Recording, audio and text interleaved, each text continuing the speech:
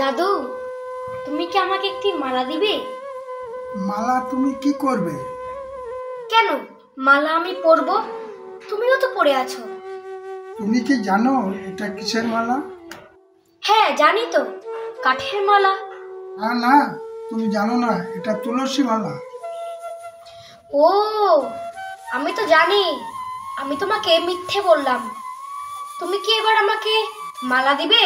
তুমি যদি বলতে পারো তুলসী মালা পরলে কি হয়, তাহলে তোমাকে আমি একটি তুলসী মালা দেব। তাহলে আমরা তুলসী মালা কেন পরি? তবে তুমি শোনো। তুলসী মালা, তুলসী শব্দের অর্থ স্বনাম প্রসিদ্ধ বৃক্ষ, আর মালা শব্দের অর্থ সর্বাভীষ্ট ফল দাত্রী ধাতা। তাহলে আমরা কেন তুলসী মালা পরি? শাস্ত্রে বলা রয়েছে, অপবিত্র অনাচারী যদি কোনো জন তুলসীর মালা কণ্ঠে করই ধারণ, তুলসীর মালা পরে বাহু কিংবা শিরে, শ্রীকৃষ্ণ সদাই তারে কৃপা দৃষ্টি করে।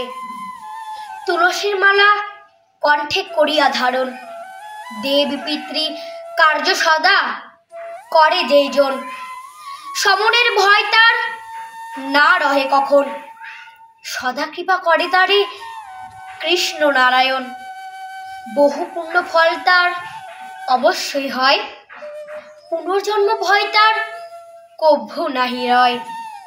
বিষ্ণু পুরাণে বলা রয়েছে, তুলসী মালা অপবিত্র কিংবা আচারভ্রষ্ট কোনো ব্যক্তি যদি কণ্ঠে তুলসী মাল্য ধারণ করে, তাহলে ঈশ্বরের প্রিয়তা অর্জনে সক্ষম হইবে।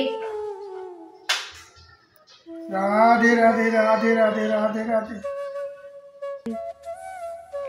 আমার ভিডিও যদি আপনাদের ভালো লেগে থাকে, তাহলে অবশ্যই লাইক, সাবস্ক্রাইব, কমেন্ট ও শেয়ার করবেন, যাতে আমি আগামী ভিডিওগুলিতে সনাতন ধর্মীয় চেতনার কাহিনীগুলি আপনাদের সামনে তুলে ধরতে পারি।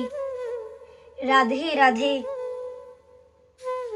আপনাদের সামনে তুলে ধরতে পারি। রাধে রাধে।